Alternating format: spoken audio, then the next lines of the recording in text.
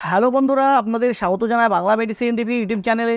তো আজকের মেডিসিন রিভিউয়ে এমন একটি ড্রপ সম্পর্কে আলোচনা করব যেটা বাচ্চাদের বমিকে আটকাতে ডাক্তারবাবুরা দিয়ে থাকেন।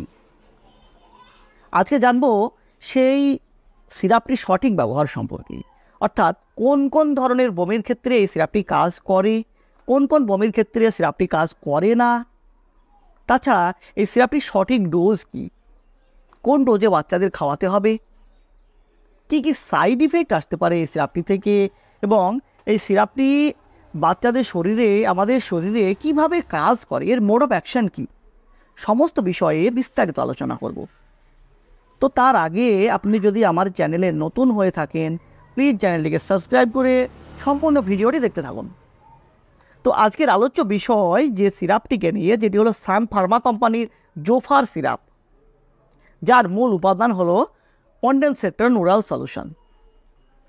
এই অনডেনসেট্রন একটি অ্যান্টি ইমিটি গ্রুপের মেডিসিন, যেটি 5-HT3 রিসেপ্টর অ্যান্টাগনিস্ট।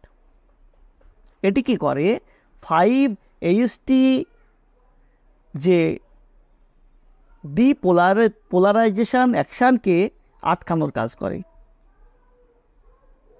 অর্থাৎ যে ভমিটিং সিগন্যাল, সেই ভমিটিং সিগন্যালকে এমটিএস ও সিটিজেড পর্যন্ত পৌঁছাতে দেয় না, আটকানোর কাজ করে।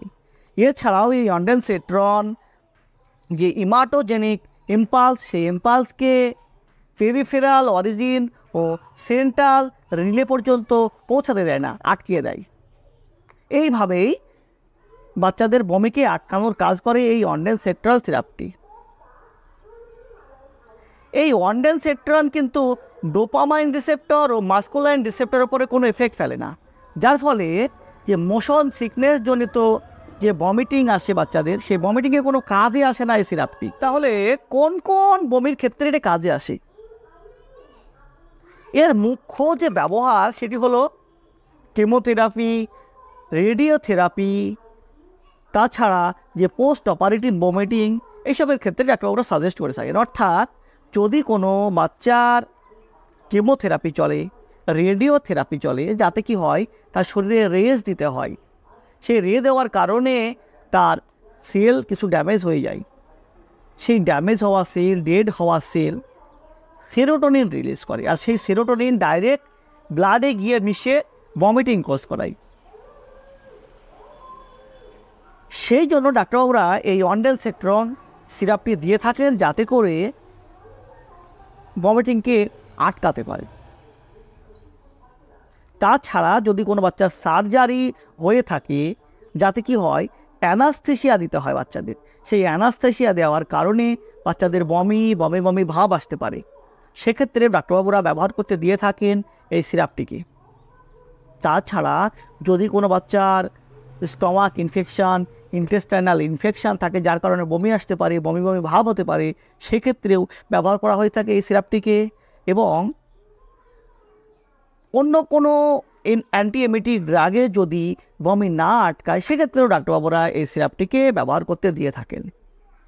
তো এইসব ক্ষেত্রে ডাক্তারবাবুরা সাজেস্ট করে থাকেন এই অ্যান্টিএমিটিক ড্রাগ অনডেনসেট্রনকে। তো কিভাবে খাওয়াবেন বাচ্চাদের, কোন ডোজে খাওয়াবেন?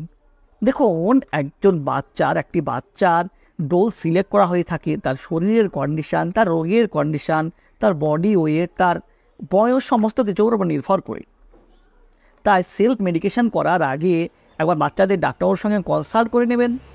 তিনি যে ডোজে বাচ্চাকে খাওয়াতে বলবেন, সেই ডোজে খাওয়ানোটা সবথেকে ভালো হবে, এবং আপনি সঠিক উপকারটি পাবেন, আপনাকে সমস্যায় পড়তে হবে না। তাই সেলফ মেডিকেশন করাটা ভীষণ ভয়ঙ্কর। যে কোনো মেডিসিন খাওয়ানোর আগে একবার ডাক্তারের সঙ্গে কনসাল্ট করে নিতে হবে, ডাক্তারবাবু নির্ধারিত ডোজে খাওয়াবেন। তো এই মেডিসিনটিতে কিছু সাইড ইফেক্ট লক্ষ্য করা যায়।